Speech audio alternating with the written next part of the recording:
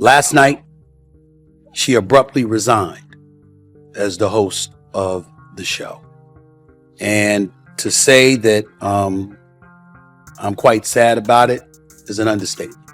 Stephen A. Smith's emotional response to Molly Qerim's abrupt departure from First Tape was that, but he became so emotional for a reason. It seems that they got into a fight behind the scenes, and as a result, the NBA has banned Molly for life. What precisely transpired then? Let us dissect it. Molly Qerim's abrupt departure from ESPN, from resignation to rumors. Molly Qerim's exit from ESPN was more than just a disagreement over a contract or a change in direction to pursue other opportunities. In the weeks that followed, it developed into a story that combined media leaks, growing conflicts, and behind-the-scenes tension to culminate in an event so significant that the NBA itself would eventually step in. We must go back to the beginning of Molly Qerim's abrupt resignation and follow the events that followed her departure from First Tape in order to comprehend why her name is now associated with the words lifetime ban. Qerim declared on Instagram on September 16, 2025, that she would be leaving ESPN by the end of the year. She said, "After considerable contemplation, I have decided it is time to finish this great chapter and walk away from First Tape." Her words were couched in thanks and polished professionalism. "In addition to all of you,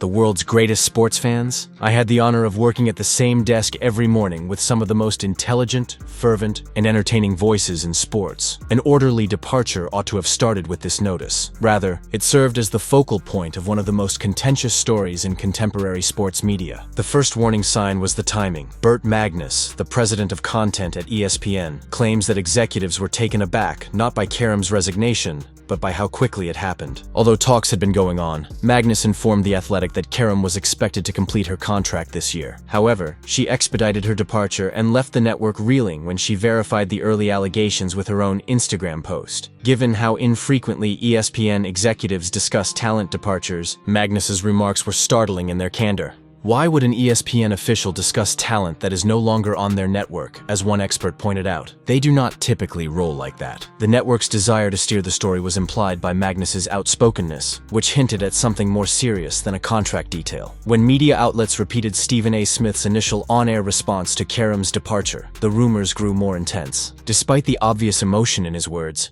they were well-crafted and bordered on defensive. During his Sirius XM program, Smith openly acknowledged, "Last night, she abruptly resigned as the host of the show."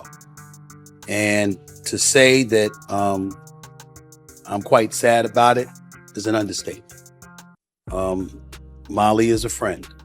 Molly is a co-worker. Molly is somebody that I have leaned on many occasions in the past, as she has done when it comes to me. We've been partners on the show for the last 10 years. And a lot of times, some of these things happen, and it's just uncomfortable to see. Smith acknowledged that he did not know all the details himself, but he insisted that they were not any of your business. Curiosity was only piqued by that contradictory framing, which both asserted ignorance and established boundaries for the story. He frequently referred to Qerim as a buddy, a partner, and a key player in the success of the show before suddenly shifting his focus to more general remarks about industry bosses, negotiations, and leverage. The change in rhetoric was not overlooked. Commentators drew attention to Smith's use of Qerim's departure as a launching pad for a sermon about the nature of media work, stressing that everyone reports to someone, and cautioning about the perils of losing perspective. According to some observers, this goes beyond common sense. The tone sounded like a subtle jab at Qerim. The media's speculative apparatus, meanwhile,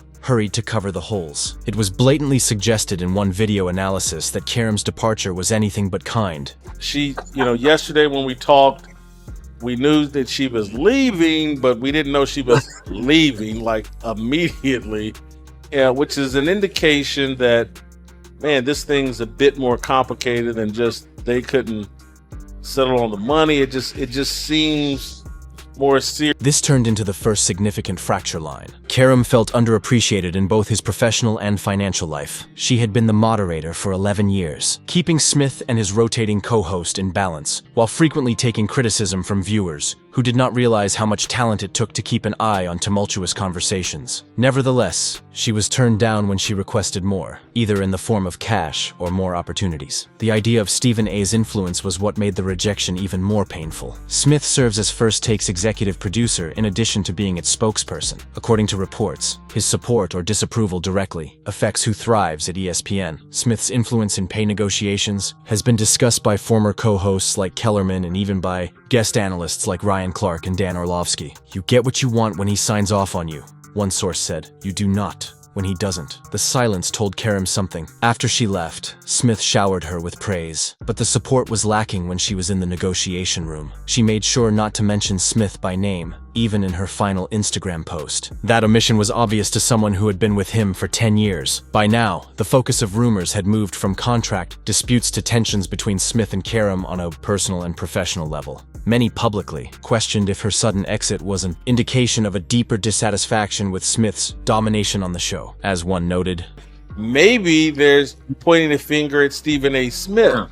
I mean, you can play it out to the end of the year and move on to your next deal, but when you don't come in, it makes me think maybe Stephen A. is a part of her frustration. The tone of the coverage was altered by the framing that suggested Smith himself might have been the last straw. Suddenly, the issue wasn't just about ESPN losing a host. It was about whether the network's biggest star had directly or indirectly driven her out. The rumors of what would be called the altercation then began to circulate. At first, no information was provided. The dispute, according to people with knowledge of the matter, revolved around Qerim's requests for more creative control, which ran counter to Smith's authority as executive producer. Although the complete transcript of that conversation has never been made public, sources said it was intense and intimate. According to some reports, during the contract negotiations, Qerim accused Smith of undermining her. Some claimed that Smith flatly told her that First Take was his show, dismissing her request. Undoubtedly, the encounter left co-workers in disbelief and was Qerim's final appearance on the set. Then things picked up speed. In an effort to limit the harm, ESPN officials let Qerim leave in peace and paid out the balance of her contract with the customary non-disparagement terms included. What started out as a departure was now reframed as a scandal, complete with charges, denials, and ultimately repercussions for the institution. Leaks, power battles, and the dramatic altercation behind the scenes. There was no resolution in the weeks after Molly Qerim left ESPN. Rather, they sparked a flurry of rumors, leaks, and contradictory reports that created a picture that was much more dramatic than the official narrative of a typical contract disagreement. It became evident as more details came to light that her departure was more than just a professional decision. Media commentary that questioned Qerim's sudden departure was the first sign of fissures. The unusualness was immediately apparent to commentators who had worked for ESPN or covered the network for years. Marcellus Wiley, a previous host, noted that reason soon became the focus of considerable conjecture. Qerim had declined a contract extension, according to Sports Business Journal reporting, suggesting that the rupture was more than just financial. This immediately sparked concerns about fairness from outside observers. How did the second-ranked contestant on ESPN's premier debate show earn so little as the main character? The reality was explained by industry insiders. Smith's pay was dependent on more than just First Take. She pushed for better compensation or new chances, but both were turned down, including Stephen A. Smith, who was in the best position to support her. Tensions were rising behind the scenes. Several reports that emerged in the weeks following her resignation claimed that a private production meeting in early September was the tipping point. According to a number of accounts, Qerim and Smith got into a heated altercation, during which she accused Smith of undermining her in the course of negotiations. According to reports, Smith reminded her that First Take was his show, and that he had the final say over creative decisions. His rants frequently deviated into more general industrial teachings, stressing that everyone eventually answers to someone, and that irritation was unavoidable. This sounded like common sense to some listeners. Others perceived it as a well-crafted criticism of Qerim's demands. In the meantime, sports media analysts started analyzing the peculiar way ESPN executives handled her exit. The public remarks made by Burt Magnus were interpreted as an indication of organizational discomfort. Magnus's comments, along with Qerim's own tactfully worded Instagram farewell that omitted Smith by name, only strengthened the impression that her departure was motivated by conflict rather than straightforward career advancement. As one commentator pointed out, then came the revelations regarding partiality and influence. As it became more apparent, Smith's position as executive producer allowed him considerable influence over which co-workers were promoted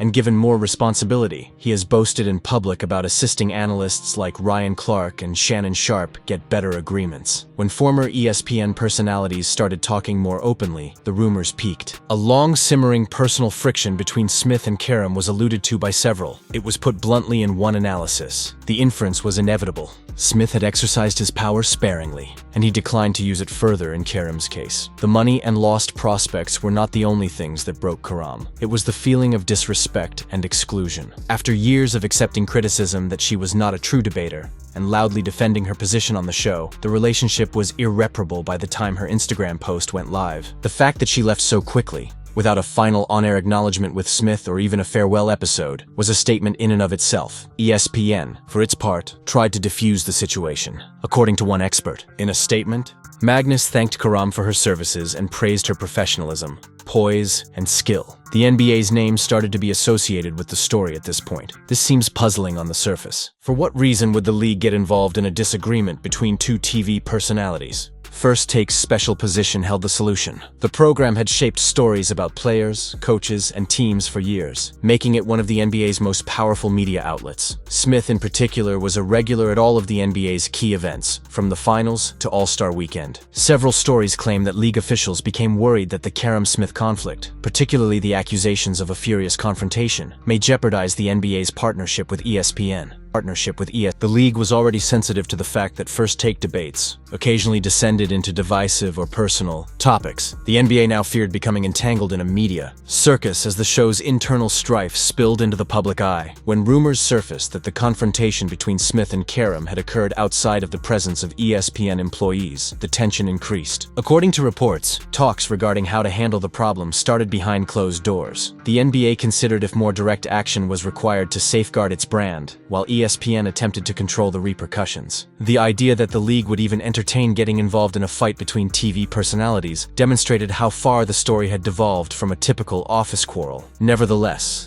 the leaks continued. Every new detail pointed to a more profound division, a more heated conflict, and a wider range of repercussions than anyone had first anticipated. What began as financial speculation had developed into a story of institutional anxiety, power struggles, and betrayal. The dramatic announcement that would shock the sports world was set in motion by this. The NBA would formally release a statement about Molly Qerim, stating its dedication to professionalism and its collaboration with ESPN. The NBA's lifetime ban, the consequences, Molly Qerim's uncertain future, and the unprecedented lifetime ban were all part of that statement, as would soon be made public. The sports world was taken aback when the NBA finally spoke up. On a clear morning, league authorities issued a brief. The news verified what had been rumored in leaks for weeks: the fight between Smith and Qerim, which had been long protected by ESPN's cautious PR approach, had been much more serious than first thought. The NBA's internal review states that the altercation took place during a production meeting that was specifically related to league programming. According to sources, it was a planning discussion for coverage of the NBA Christmas Day slate, which is a showcase event for both ESPN and the league. Insiders later said that the incident's tone and context were what made it so explosive. Already irritated by months of deadlocked talks and feeling left out of innovative choices, Qerim allegedly confronted Smith head-on during a meeting. Accusations were made and voices were raised. In front of ESPN executives and NBA representatives watching the session, Smith reportedly rejected Qerim's contributions at one point, according to reports that made their way into the media. In response, Qerim allegedly retaliated with charges of disrespect, exclusion, and partiality. Witnesses reported that the situation evolved into a non-physical altercation. At first, ESPN made an effort to quietly take the hit. Days later, Qerim abruptly resigned, which was portrayed as a mutual decision. Firstly, to shield its brand from being linked to a rapidly developing media crisis, and secondly, to convey a message regarding the expected level of professionalism in NBA-affiliated settings. Qerim's supporters criticized the ruling as being out of proportion, claiming that at worst, she had been a party to a furious argument at work, which happens frequently enough in high-pressure media settings. However, her actions were criticized for undermining the professional standards that were expected in areas where league business was being conducted. The next main focus was Stephen A. Smith's response. Smith responded to the decision in a rant that was equal parts confrontational, emotional, and defensive on his Sirius XM program. He started by expressing his love for Qerim, saying that she had been one of its most well-known hostesses for 10 years, and that it would be awkward to watch in silence as she was banned for life. In the end, ESPN released a cautiously unbiased statement. Molly Qerim's many years of dedication and professionalism are much appreciated. We continue to wish her luck in her future pursuits, even though we respect the NBA's decision. Insiders, however, spoke of a feeling of relief behind closed doors. The NBA has essentially taken ESPN out of the fray by banning Qerim. The network was no longer required to provide an explanation for the public outburst of one of its former hosts. The league's decision can be cited as the last word. The fallout was devastating for Qerim herself. She went from being a regular source of NBA coverage to being officially excluded from the league's network overnight. The ban, according to supporters, was an extreme overreach that punished Qerim for what was effectively a workplace conflict while ignoring Smith. Smith's detractors took advantage of the opportunity to reassess his supremacy at ESPN